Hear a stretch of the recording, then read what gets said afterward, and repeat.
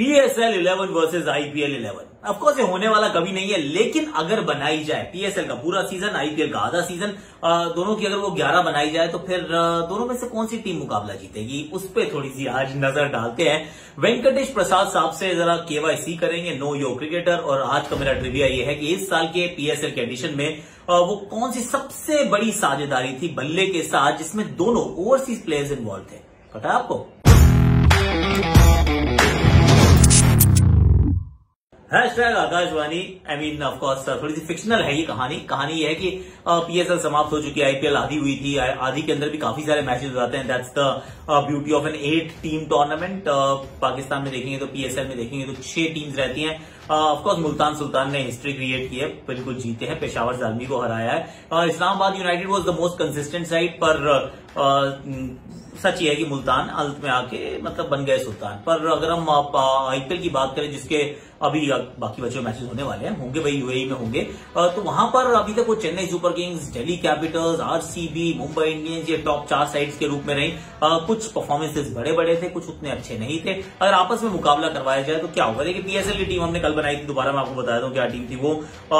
उस टीम के अंदर आप पाएंगे कि let me just go, Colin Munro team के अंदर है। Colin Munro, Babar Azam, Usman Khawaja, Shoaib Maqsood, Mohammad Rizwan, captain keeper Shoaib Malik, James Faulkner, Rashid Khan, Shaheen Shah Afridi, Hasan Ali and Dahani साहब भी हमने उसमें। तो ये ठीक टीम है, इनकी टीम तो खराब नहीं है। अब अगर हम इंडियन प्रीमियर लीग के वो जो एडिशन जिसका आधा ही हुआ, उसकी अगर हम टीम बनाए तो कैसी नजर आएगी? उसकी टीम में देखिए KL राहुल के साथ शिखर धवन, पृथ्वी शॉ दिमाग में आ रहे थे पर मैं रख नहीं पाया, संजू सैमसन को भी नहीं रख पाया हूं। और टॉप ऑर्डर में मैंने कमाल लाजवाब राहुल के साथ शिखर धवन को रखा। तो ये हुए 2 खिलाड़ी, Faf du Plessis, AB de Villiers और ग्लेन मैक्सवेल। जो मिडिल ऑर्डर है वो पूरा ओवरसीज हो गया, जो कि अमूमन ऐसा होता नहीं था इंडिया में। आप पाते थे कि मतलब मिडिल ऑर्डर में इंडियन आ जाते थे, काफी सारे हुआ करते थे, पर नहीं है क्योंकि इस टीम में ना कोहली का नाम है, इस टीम में रोहित का नाम है, तो फिर to be fair Surya Kumar Yadav का नाम भी नहीं है, तो यहाँ पर श्रेयस अय्यर का नाम भी नहीं है क्योंकि वो तो खेले ही नहीं थे। तो यहाँ पे तीनों के तीनों ओवरसीज प्लेयर्स हैं मेरे अभी तक की जो IPL हुई उसके अनुसार। उसके बाद ऋषभ पंत साहब को मैंने टीम में रखा है, उनका प्रदर्शन ठीक ठाक रहा था। रविंद्र जाडेजा, सर जाडेजा इस टीम का हिस्सा है, तो वो भी इस टीम में है। उसके बाद 4 जो बोलर्स पिक है वो है क्रिस मॉरिस, चौथे मेरे ओवरसीज प्लेयर राहुल चहर, आवेश खान और हर्षल पटेल। अब आवेश खान, हर्षल पटेल का मतलब यह है कि अभी इसमें बुमराह का नाम नहीं आया, इसमें भुवनेश्वर का नाम नहीं आया है, बड़े बड़े नाम इसमें मिसिंग है एक्चुअली। इस वाली जो अभी तक का जो फर्स्ट एडिशन में कहना, वो जो हाफ ऑफ द IPL हुआ, उसमें इंडियन जो बड़े खिलाड़ी थे वो थोड़े से नदारद रहे हैं, उतने नहीं आए नजर। हो सकता है दूसरी जब बचा हुआ जब IPL होगा तो उसके अंदर आपको सब वो अच्छा प्रदर्शन करते हुए नजर आएंगे। पर 4 overseas players, Faf, AB, you got Maxi and Chris Morris, Moeen Ali भी जहन में जरूर आए थे, बटलर की सेंचुरी भी आई थी। But this is the team. अगर इन दोनों की आपस में मुकाबला कराया जाए तो मुझे तो लग रहा है भैया, देखिए बॉलिंग जो है ना बेहतर नजर आ रही है अगर आप PSL की देखें, क्योंकि हसन अली, शाहीन शाह अफरीदी, राशिद खान, जेम्स फॉकनर, धानी साहब महंगे पड़ते हैं पर विकेटें छटकाते हैं, 20 विकेट इनके नाम है। तो 5 और bowler plus Shoaib Malik, it's a fairly decent bowling lineup. They look better than Avesh Khan, Harshal Patel, जो मेरी जो इंडिया की जो प्लेइंग 11 जो बनाई थी उसमें, क्योंकि राहुल चहर, क्रिस मॉरिस, जड्डू, इनसे अगर आप कंपेयर करेंगे तो आप पाएंगे कि पाकिस्तान के गेंदबाजी जो थी, PSL की जो गेंदबाजी थी, वो इस वाली टीम से बेहतर नजर आई। बैटिंग में जरूर मैं कहूंगा कि हमारे यहाँ के लड़कों ने थोड़े से मुंडो वो जरा बाजी मार ली है, क्योंकि मनरो, बाबर, उस्मान, शोएब और Radha Sohaib and then Shoaib and Mohammad Rizwan, और उसके सामने जो हमारे खिलाड़ी खड़े हैं वो हैं KL राहुल के साथ शिखर के बाद AB, मैक्सवेल, फैफ और ऋषभ पंत। नहीं, यहाँ थोड़ी सी गहराई और क्वालिटी और पेडिग्री थोड़ी ज्यादा नजर आती है। तो बैटिंग में तो भैया जीत जाएगी IPL वाली साइड, बॉलिंग में जीत जाएगी पाकिस्तान वाली साइड। तो एक मैच में तो आपको इसका न्याय ढंग से हो नहीं पाएगा, पर अगर मुकाबला होगा ना, 3 मैच सीरीज करा दीजिए, it be a very close encounter. 1-1 पे खड़ी होगी तीसरे मुकाबले से पहले, और उसमें देख लीजिए अगर AB डिविलियर्स का बल्ला चल गया तो फिर IPL की टीम जीत गई, और नहीं तो फिर वहां पे गेंदबाजी मतलब IPL से बेहतर है। That's what I feel. It was a fun fantasy exercise. मजा आता है ऐसे काम करने में। अमूमन ऑब्वियसली ऐसे मैचेस होने वाले हैं नहीं, बट देन अब चलते हैं जरा वेंकटेश प्रसाद साहब के पास, उनका करते हैं KYC। भाई चलो बताइए, आपको क्या अपने बारे में सब कुछ पता है? क्या ये पता है? Thank you so much, Venki, for being here. It's all about you. We call it KYC. So this will be questions about you. And so on your Test debut versus England, Venki, at Birmingham, your first ever Test wicket was Graham Hick, as you went on to pick 4 for 71 in the first innings. Which fellow debutant took the catch to dismiss Hick? Who took the catch to dismiss Hick? That was your first wicket. He was also a debutant.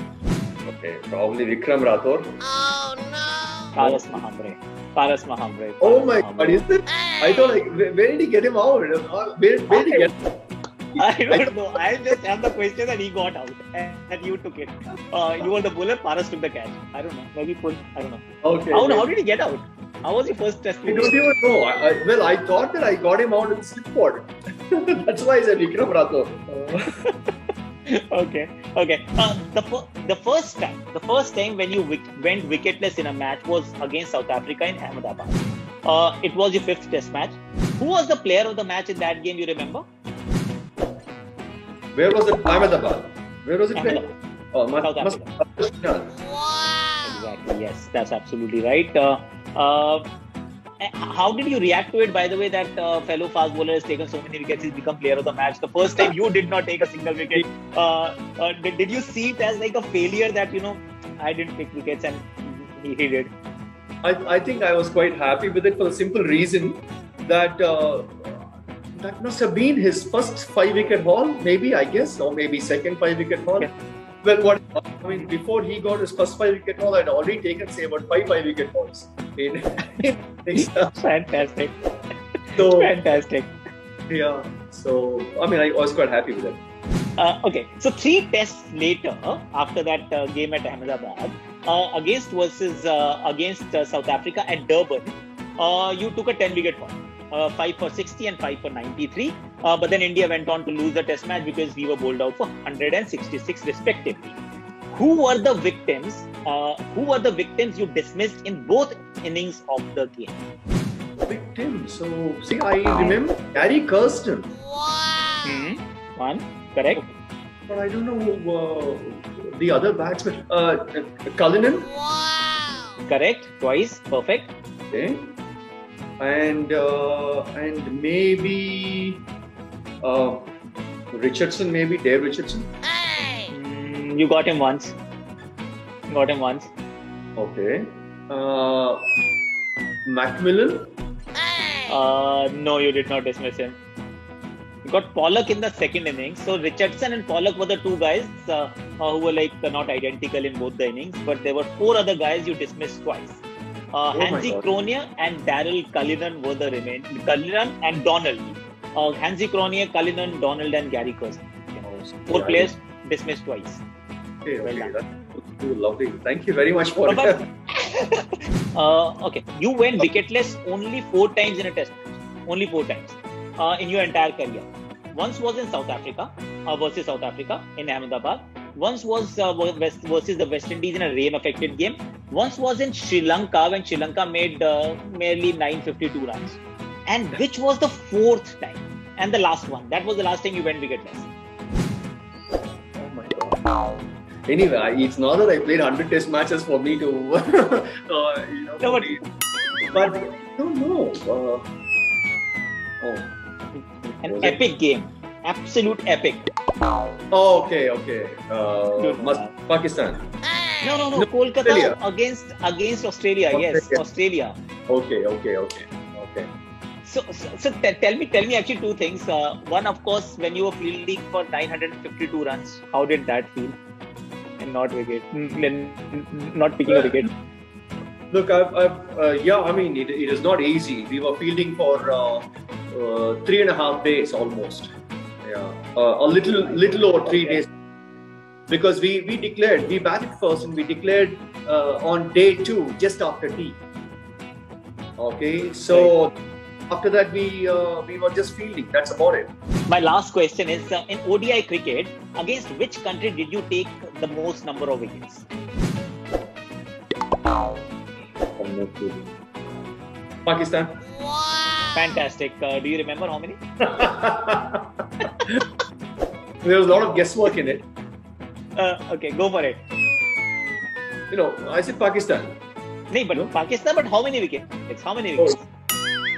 Okay, you played 29 matches against them. 29 matches you played against them. How many wickets? Okay, so somewhere around 45. 43. Fantastic. Very close. Very close. Thank you so much for doing this as well.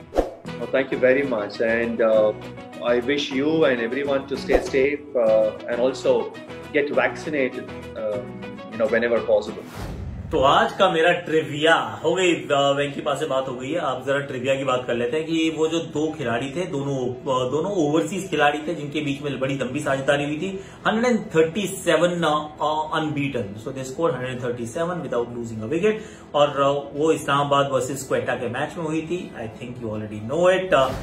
Khwaja Usman Khawaja and Colin Munro, इन दोनों ने मिलकर 137 run की साझेदारी की थी, और ख्वाजा साहब is the only overseas player who also scored a century in this edition of the PSL। आज के लिए इतना ही है, कल फिर आएंगे। अभी आप लाइक कीजिए, शेयर कीजिए, अपने प्रोफाइल पे इसको पिन कीजिए, कमेंट सेक्शन को भर दीजिए, और मतलब जाते जाते अपने शॉर्ट्स देखिए और सुनिए मेरी आकाशवाणी।